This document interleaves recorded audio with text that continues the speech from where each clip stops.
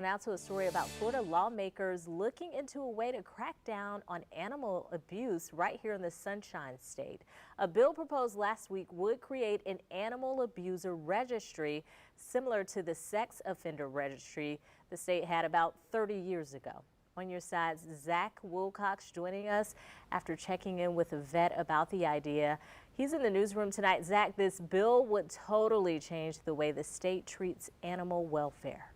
Yeah, Destiny, we spent the last week highlighting a few things like how it would ban dogs hanging their heads out of windows and it would ban declawing cats. But another piece of it that really hasn't received as much of the spotlight yet is that it would create an animal abuse registry, something a local veterinarian thinks is an intriguing concept. Animal cruelty, fighting, abandonment. Just a few of the crimes that would put someone on an undesirable list if a new law is approved. Florida Senate Minority Leader Lauren Book proposed the concept for an animal abuse registry. Book says it's just one of several ideas veterinarians and advocates brought to her.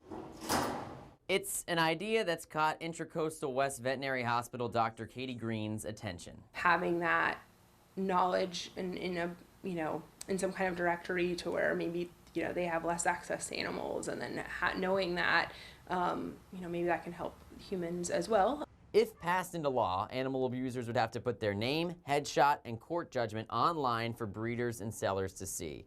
The bill takes it a step further, stating that anyone on the registry would not be able to have an animal at all unless the court gives them permission.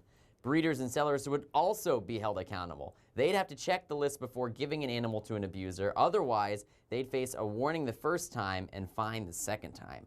Green believes the registry has the potential to keep not only animals safer, but people as well. We know with research that people who abuse animals tend to be more likely to abuse humans.